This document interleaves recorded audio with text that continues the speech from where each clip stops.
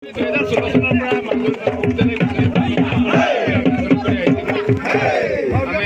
মুখ্যমন্ত্ৰী অসম চৰকাৰ বিভিন্ন মন্ত্ৰীসকলৰ লগত আৰু উপায়ুক্ত কাৰ্যালয়ে আমি কাম কৰিছিলোঁ।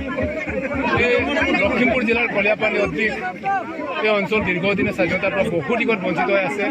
জিলা প্ৰশাসনৰ পৰা বিচ্ছিন্ন হৈ আছিলে। মাজত এখন বৃহৎ নদী সোৱণশিৰি নদী আমাক এই ক্ষেত্ৰত বহুত বাধা দি আছিলে। আমি এইকাৰণে 2016 চনত মাজুলী জিলা হোৱাৰ দিন ধৰি মাজুলী জিলা অন্তৰ্ভুক্ত কৰিবৰ কাৰণে আমি দাবী জনাই আছোঁ। আৰু এই দাবী আজি 9 বছৰৰ মূৰত মাননীয় মুখ্যমন্ত্ৰী ডক্টৰ হিমন্ত বিশ্ব শৰ্মাৰ নেতৃত্বত ইয়াৰ ফলৱৰ্তী হৈছে। আমাৰ আশা পূৰণ হৈছে। সেইকাৰণে আমি আজিৰ এই শুভদিনত শুভক্ষণত আমি মাননীয় মুখ্যমন্ত্ৰী ডক্টৰ হিমন্ত বিশ্ব শৰ্মা, শিক্ষামন্ত্ৰী ডক্টৰ ৰমেশ পেগু আৰু মাননীয় সাংসদ প্ৰধান বৰুৱা ডাঙৰীয়া আমি ধন্যবাদ আৰু কৃতজ্ঞতা জ্ঞাপন কৰিছোঁ। সমগ্ৰ পুক্তেলাইবাসী আজি ভাল পাইছে, ভাল লাগিছে। আমি জিলা প্ৰশাসনৰ অতি কাকত পাম, ওচৰত পাম। ভৌগোলিকভাৱে একেটা স্থানত আমি আছোঁ, মাজুলীয়ে আৰু কিন্তু তেনেকৈ আমাৰ বিভিন্ন কাৰণত আমি লখিমপুৰে আছিলোঁ। এতিয়া মাজুলী হোৱাৰ কাৰণে সমগ্ৰবাসী ৰাইজে ভাল পাইছে। সেইকাৰণে আমিও এটা অত্যন্ত সুখী আৰু সমগ্ৰ পুক্তেলাইবাসী সুখী। আমি ধন্যবাদ জ্ঞাপন কৰিছোঁ অসম চৰকাৰক, মাননীয় মন্ত্ৰী বিধায়কসকলক আৰু মুখ্যমন্ত্ৰী বিশেষভাৱে কৃতজ্ঞতা আৰু ধন্যবাদ জ্ঞাপন কৰিছোঁ পুক্তেলাইবাসীক। ধন্যবাদ জনাইছোঁ। কি ক'ব, যিহেতু দীৰ্ঘদিনীয়া এক দাবী 2016 চনৰ পৰা আপোনালোকে দাবী জনাই আহিছে আৰু দাবীটো সম্পূৰ্ণ হৈছে আজি।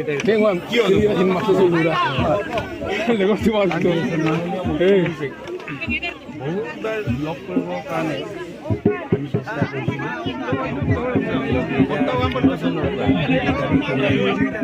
আমি এইকাৰণে দাবী কৰিছিলোঁ ভৌগোলিকভাৱে আৰু জনগাঁথনিৰ ফালৰ পৰা মাজুলীৰ লগত সাদৃশ্যতা 100% আছে। গতিকে আমাৰ পুক্তেলাই গাঁও পঞ্চায়তখনক মাজুলীৰ লগত অন্তৰ্ভুক্ত কৰিব লাগে। এতিয়া আমি দুটা দিশত উপকৃত হ'ম বুলি আমি ভাবিছোঁ। প্ৰথম আমাৰ খহনীয়া পুখুৰী, 2 নম্বৰ বাটপথৰ উন্নতি হ'ব আৰু প্ৰশাসনৰ সা সুবিধাখিনি পাম। আমাৰ সেই আশাটো আমাৰ মাননীয় মুখ্যমন্ত্ৰী হিমন্ত বিশ্ব শৰ্মা, ডক্টৰ ৰমেশ পেগু, প্ৰধান বৰুৱা ডাঙৰীয়াই আমাক যথেষ্ট সহায় কৰিলে আৰু আমাৰ আশা পূৰণ কৰিলে। সেইকাৰণে আজি তেখেতসকলক আমি ধন্যবাদ জ্ঞাপন কৰিছোঁ। কেৱল অৱগত হৈছে মানুহ পুক্তেলাই গাঁও পঞ্চায়তৰ মানুহবিলাকৰ ইয়াত ফূৰ্তি চাওক তেওঁলোকে।